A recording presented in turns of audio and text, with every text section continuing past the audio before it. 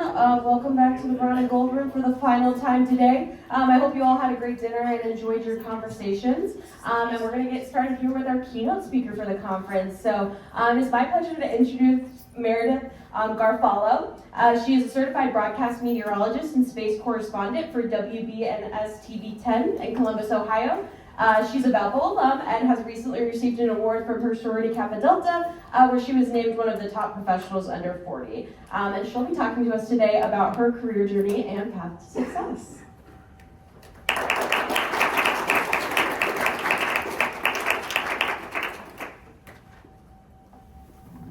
How's everybody doing? I know this is the last session, so I know it might be a little bit of a struggle, but I promise I'm going to try to be entertaining, and if I have to do jumping jacks or sing or something random if somebody's falling asleep, or if it's Teresa, I might come up to you and I might get right in your face and say, hey, wake up. No, I won't do that.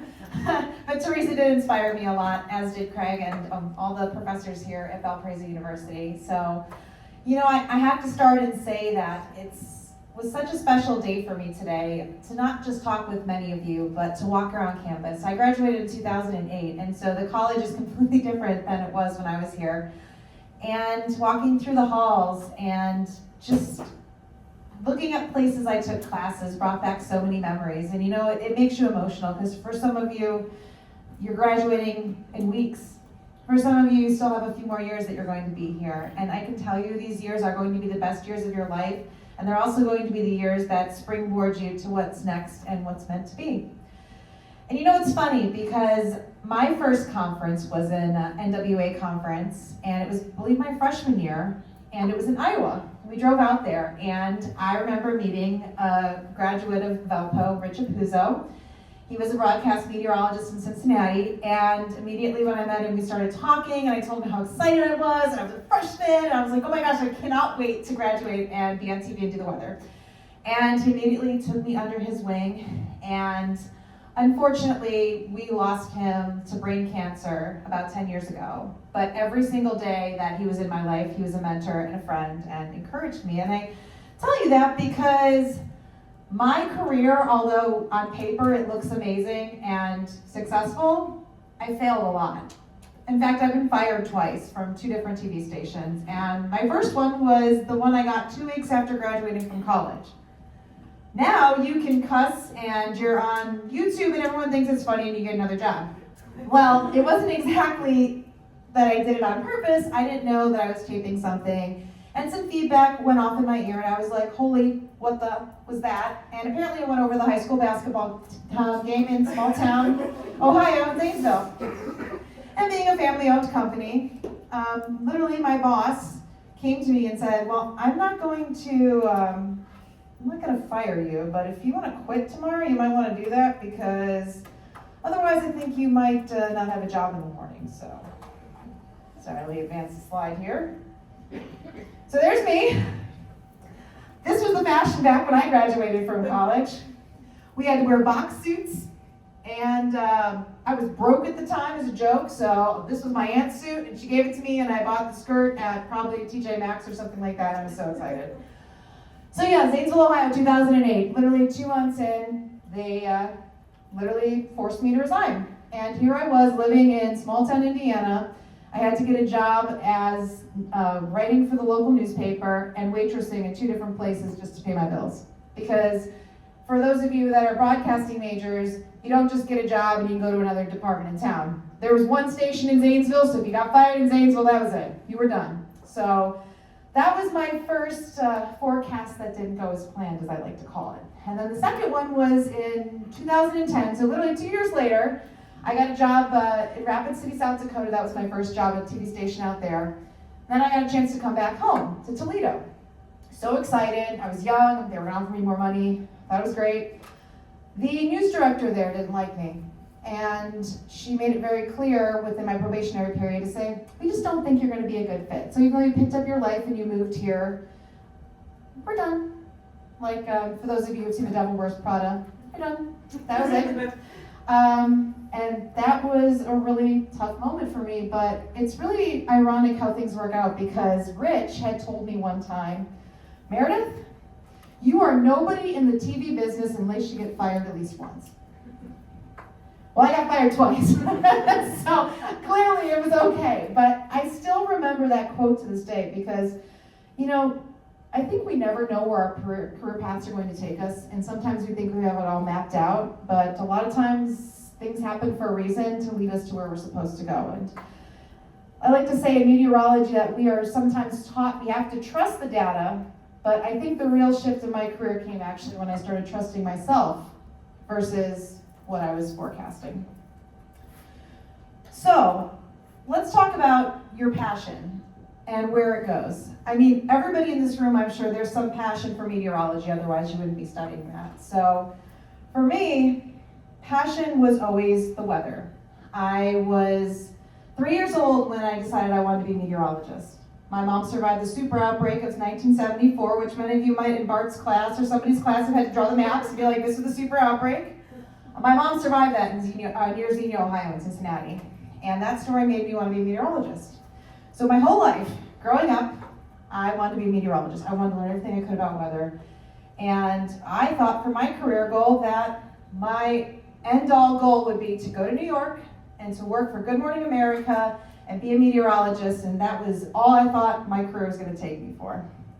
You can see here there's a picture of me sitting in the GMA studio. I got to get a tour one time, and it's ironic because even though I really wanted to go and I said that was my goal and I was going to go to New York City, I didn't go to work for Good Morning America. So I accomplished my goal, but not in the way that I wanted it. And I think sometimes in life we can have really awesome goals, and we can still get those goals, but sometimes it's part of the journey, but it's not the entire journey because there's something more amazing that comes from it. So I wanted to be in New York City by the time I turned 30, and I actually did not get to New York City until I was 36. So I was 6 years behind in my mind. I was mad at myself. Like, why did other people get their career goals faster than me? And I think that moment really taught me that sometimes when we have these goals and plans, it's really on God's time and not our time. And I know it's really, really hard, especially being in college, to say, okay, I'm just gonna sit back and I'm gonna have faith and I'm just gonna let it happen. Because how many of you are seniors right now? How many of you are like terrified that you're not gonna have a job or you don't know where your career is gonna take you the minute you graduate and step out the door? Be honest. So it's normal. I mean, that's how I felt. And I was blessed enough to have a job that ultimately I failed at my first attempt. But now that I look back, I think it's really that moment that taught me so much more than I ever thought. Because after being fired twice, and by the way, after the Toledo job, I had a lot of people tell me that this news director, if she didn't like someone, she got rid of them, so it made me feel a little bit better. But here I was thinking, why did I go there? Why do I go somewhere and get fired? And then I'll go somewhere and get fired. Like, maybe I should just become a stewardess, right? Maybe I go on airplanes and study weather that way, and I don't know. That went through my mind, and honestly, I almost left the business then, in 2010. I thought, you know what? I've failed twice now. This isn't for me. But it's interesting because I got a job a couple months later to take my career to Sarasota, Florida. And I went through some pretty rough patches when I was there. To say my career journey has been successful is correct. To say it was easy is absolutely 100% not true. Because even when I was there, it was at a time where it was mainly a male-dominated business, so to have a female in a position of an all-male team was, to some, laughable. I mean, I had the job, but I was told what to do and how to dress, and my fashion was, you either need to look this way or you're not going to fit in here. And so I had some bullies in the newsroom, and I had some toxicity that I had to deal with. So coming from losing my job to all of a sudden being in a station where I just didn't feel like I fit in, it was tough. It was really a struggle. So I actually decided to leave TV for 6 months to try to figure out, you know, is TV my path? Is meteorology what I wanted to do with my life? And I was still kind of doing some fun stuff on the side, but I ended up working for a nonprofit, and I realized I was good at that, but that wasn't where my passion was.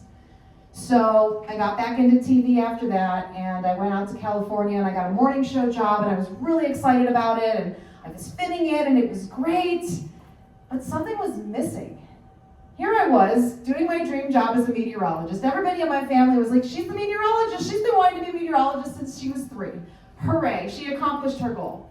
But deep down, I didn't feel like I was doing what I was really passionate about. And so this picture here, I really call my happiness moments in my career, which was actually more storytelling and becoming the rocket girl, which if any of you have seen my bio or any work that I've done, I'm really into space.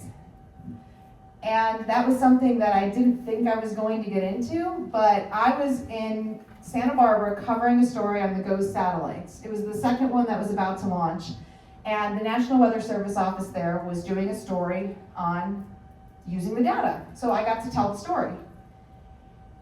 And something came alive in me, because here I was as a scientist, but I was talking to these scientists about space and how if we didn't have these satellites, we wouldn't be getting the crisp images, or we wouldn't be able to study storms better, or have a geostationary lightning mapper to tell us when lightning was happening so we could see when a line of severe storms was starting to form versus just looking at the radar and hoping we could figure it out.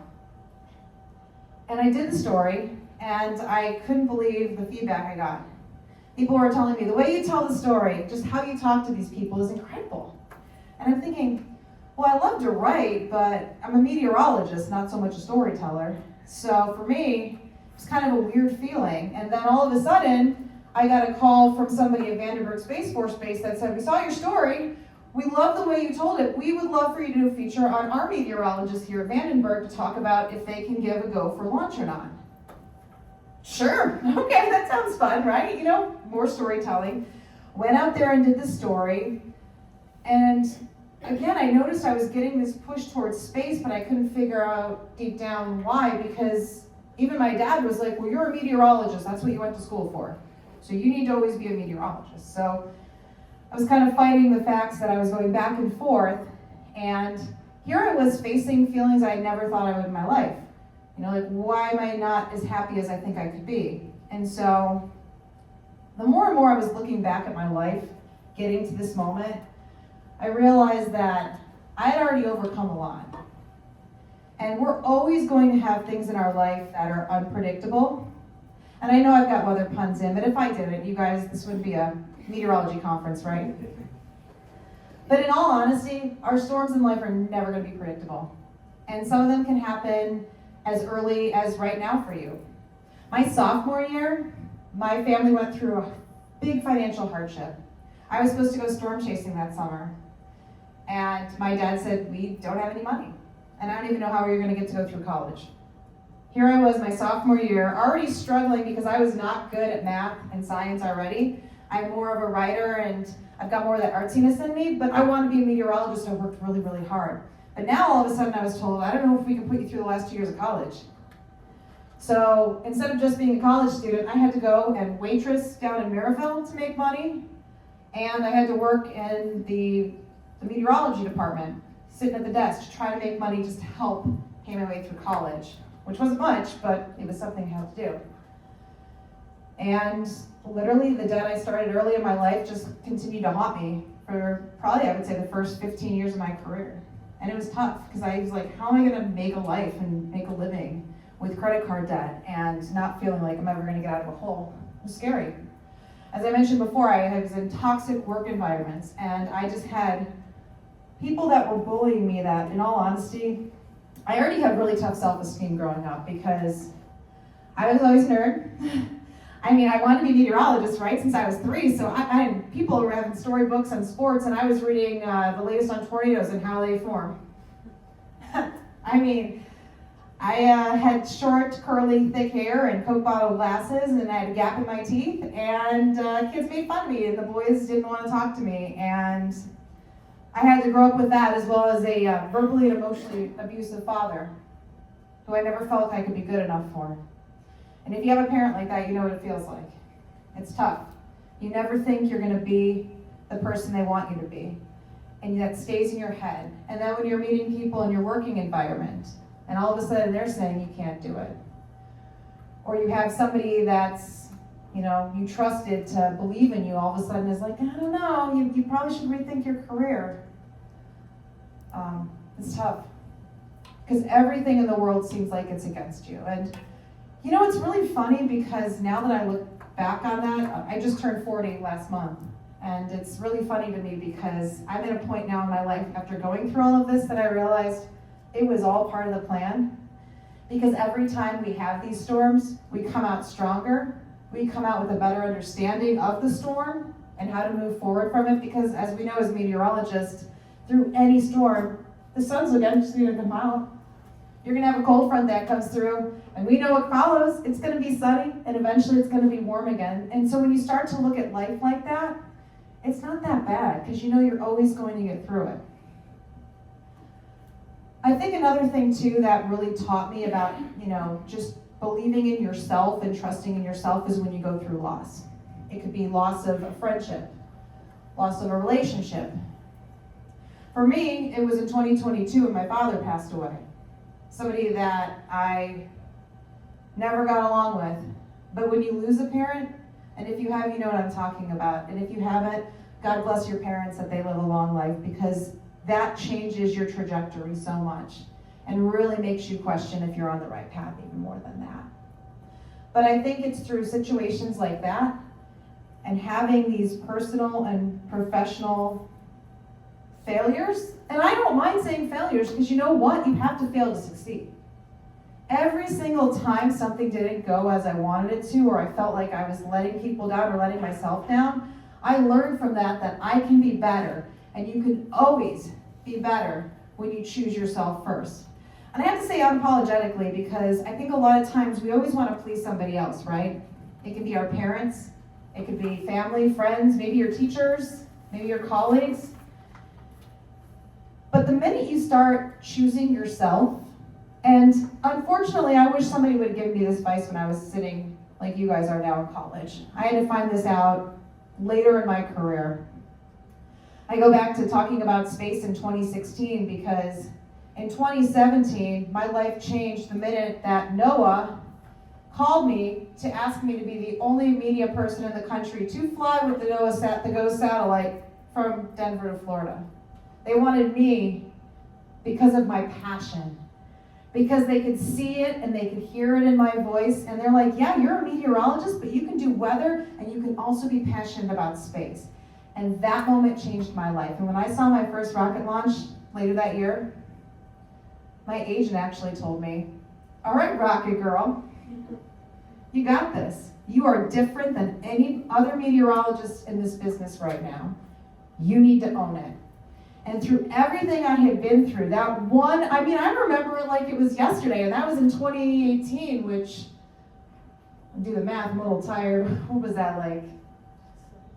Thanks, 7, 8 years ago. I do have a math minor, I promise. I did get past all my classes. It just happens when you get old, right? But honestly, I think it really was a point that I realized that I found something I was passionate about and I had to do something about it. And maybe it was breaking the mold and it was going and doing something different. But the moment I started embracing my knowledge as a scientist, and my background as a scientist and a science communicator and a writer, that segued me into the space business, where there are all of these companies starting up.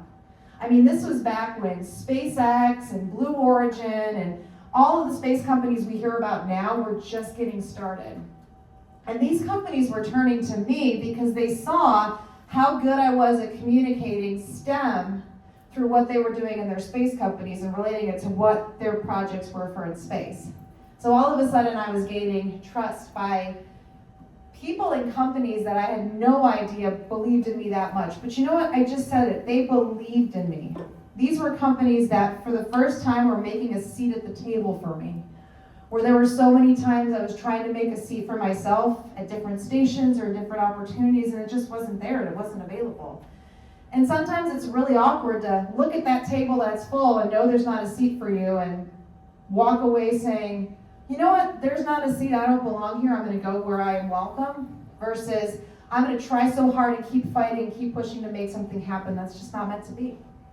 And I think that goes back to the whole thing with faith. When you believe and you have faith that everything is supposed to lead to what's supposed to happen next, so you can get to where you're at right now. I mean, think about it this way. What if you would have gotten up and taken a different path this morning? You could be in a different mindset. Maybe you're not even here. Maybe, you feel different. It's amazing, but when you actually sit back and look at your life and you start to just go with the flow and believe that every little part of life is part of your story, it actually makes things that are disappointments and letdowns not as bad.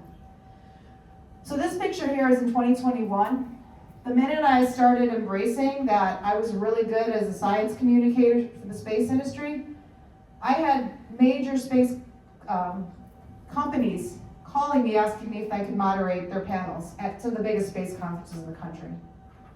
Me, a broadcast meteorologist that never would have dreamed she would be sitting on a stage with some of the most brilliant scientists. This was a NOAA panel, by the way.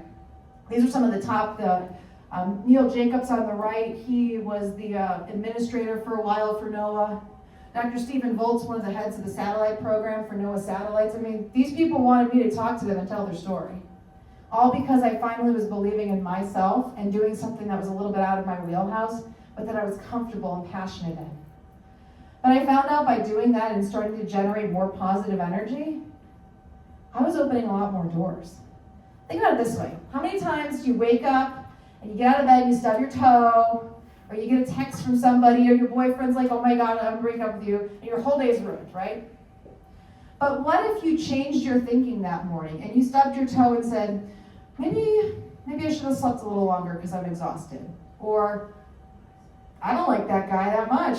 Maybe I should let him go and go find somebody else that wants to appreciate me, right? But see how I changed my thinking, and immediately your whole day has changed and you're in such a better mood. And by that, other people around you are going to sense your energy and they're going to be drawn to you. And the minute you put that energy out there and you start showing your happiness and your true authentic self, it's amazing what comes back to you. This picture here, for those of you that don't know, I'm a singer as well. This was in 2018. I went to my boss and I told him my dream was to sing the national anthem before an NFL game. And what happened? He sent my tape to them and they called me and said, Broncos are playing the Bears in 2 weeks. Will you be our anthem singer? It changed my life. I will never forget that feeling. Those were the quickest 2 minutes of my life, being up there and singing. But that 2018, again, after I started to give in to this whole, the space thing is me, I'm going to be more myself, I'm going to really embrace what makes me happy, not what make other people happy, things just started to change. And it was really starting to make me feel more like myself. Because at the end of the day, every single person in here is different. You might share the same passion, you might share the same dream, but there's going to be one little trajectory. And I say that because I think of science class, and we had Professor Stanislaus, and we had those little arrows going a different way. And sometimes it was such a small difference. But that small difference is what makes us ourselves. And the minute that you start to choose yourself and choose what makes you happy, and say if something's not for you, it's not for you, it's amazing the doors that open, but that you also can allow yourself to just enjoy every single moment in life. When my dad died, I left TV. And I ended up starting my own company. I did not have a business major. I never thought or dreamed that I would have an LLC. Never, ever. But I had an opportunity to freelance in my hometown station in Cleveland, and they said, well, to do it, you're gonna have to have an LLC, otherwise we can't hire you. So terrified, I even told my mom at the time, I was like, I'm not a business owner. I don't know anything about business. I can Google it, but now ChatGPT it, but I don't know anything about business. And surprisingly, they told me it's 3 steps. You register, you pay a fee, and you name your business and say what it's for. And I said, okay, well, I do communications and consulting. The minute that happened, I can't even tell you, and it's going back to faith. I left my TV job to go home and help my mom for a year after my dad died because she didn't have anybody. My sister was never around to help at the time because she was a teacher. So I was literally going on a walk of faith, giving up my TV job and everything I was doing to try something new. And it goes back to faith. I continued to believe in myself and say, whatever is going to happen is going to happen. God, I give you my life. Take me where I need to go. And I got to work in my hometown. And I had space.com, one of the biggest online magazines or whatever you want to call it. They want me to write for them. They wanted me to be a space and science correspondent. Martha Stewart magazine saw my work and said, hey, can you write for our space column? I had major companies in the space industry calling me and saying, we love your work. Will you work as a consultant for us? So here I was, completely different than anything I would have thought when I was sitting here like you guys. But because I started to believe in myself and really prioritize what was important, which was my health, my family, my friends, my life, things changed. I mean, I would have never thought I would have been there to throw my mom a surprise 70th birthday party, because in my TV career when I was working full time, I didn't have the time. I missed a lot of weddings and funerals and events because I kept choosing the company and what they wanted and what everybody else wanted. But I didn't ask myself, what do I want? Do I want to be there for this? Or do I want to do it just so I can continue to move up? And I will tell you, my 20s, I did that a lot. I was a yes person. Now I only say yes if it's something that, first off, benefits me and is important to me, and it's something I want to do versus what everybody else wants me to do. And 2016 was when I started my Rocket Girl brand. I started my company in 2023. In 2024, I had the World Space Organization, World Space Week, call me. We want you to MC a panel with some of the best social media influencers out there. 2 of them are astronauts. Will you do it? Again, none of that would have been possible if I would have said, you know what, I'm going to stick to my comfort zone. I just want to stay in this. I'm going to do TV. I'm good. So you have to differentiate who you are. And yes, being a meteorologist is great, but that might be something more. That might be meteorology, but you're passionate about aviation. And all of a sudden, you're not just doing research, you're going to work for an aviation company to help them, or for the airlines. Because there's a lot of cool meteorology jobs that, it's funny, you would not realize it, but that are way outside the box. And it's all about networking and going on to LinkedIn. I was telling some of the students earlier, if you don't have a LinkedIn page now, especially if you're a junior or senior, get a LinkedIn page. Identify yourself, your dreams, what you want to do, what you've succeeded at in college, and start networking with people who are doing what you're passionate about and what you want to do. Because I can tell you, if any of you wanted to go into TV and do what I do, and you sent me a LinkedIn message, I would do my best to try to help you. Not just because you're Valpo, students. Of course, you get a little advantage there. Kappa Deltas especially too. But because people these days want other people to succeed. And if they don't want you to succeed, then you don't want anything to do with them. Because there might be people that you look up to and you want to be like, and they may not even respond. They may turn you down. Don't take that as rejection. Take that as they're not the right person to coach you. And they are not the right person to get you to that next point in your life or in your career that you want to be. And the minute you start changing your thinking, I know you hear change your thinking, change your life. It's real. It really is, because if you look at a failure or you look at a letdown as, okay, then I need to go somewhere else. There is something else that needs my attention in my life. You are going to start to feel happy, and you're not going to be as disappointed because you're going to be hopeful every single time that something doesn't go right because you're excited about what's going to go right. And sometimes it's really hard. Trust me. That picture here, I have to show you that one. That was me. I don't know if you recognize, I'm trying to remember what, I think this was out in front of the communications building. This was me my senior year. This was actually part of a clip of my resume tape. I was so horrible. Like, I look at my resume tape now and I'm like, God, why didn't anybody hire me? But I love to keep this picture. And you should all take a picture your senior year here of who you are now. Because 20 years later, when you're like me, and you are in your career, and maybe you're changing your career once or twice, or you're changing your jobs twice, or you've been fired a couple of times, or maybe you're not, you're doing the same thing and you love it, you're going to want to capture that moment in time and really be able to tell your story like I'm telling mine today. Because think about it, some of the most successful stories of people, they always include something that didn't go right. And I know there's a lot of people, and I've read their books, and it's like everything fell into place and it was all perfect. Crap, to be honest. Because there's got to be something in there that didn't go right for something to go right. And I think the more honest you are with yourself, and the more you really go to those people that motivate you and inspire you in your life and believe in you and let them guide you, the more you're going to succeed. Because the people who change our field aren't the ones who blend in, they're actually the ones who show up for themselves. And so you have an opportunity starting today to show up for yourself and believe in yourself so you can make a difference. Because I wrote this quote when I started my company: keep the faith, let what you love and are passionate about drive you every day, stay humble and kind, and remember that the galaxy is the limit.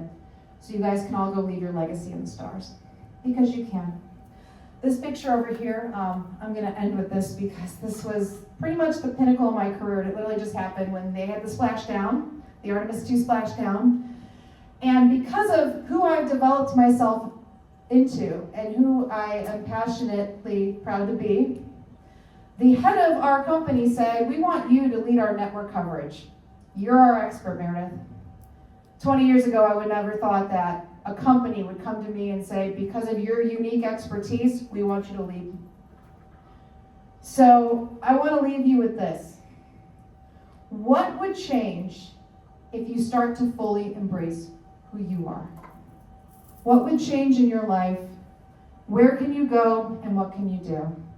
Because at the end of the day, every single decision you make is going to lead to something better, even if it doesn't feel like that at the time. But how great is it knowing that the more you believe in yourself, the more you're going to accomplish, and the best story you're going to be able to tell, not just now, but for years to come. Thank you guys so much. I just want to leave it kind of open for questions now.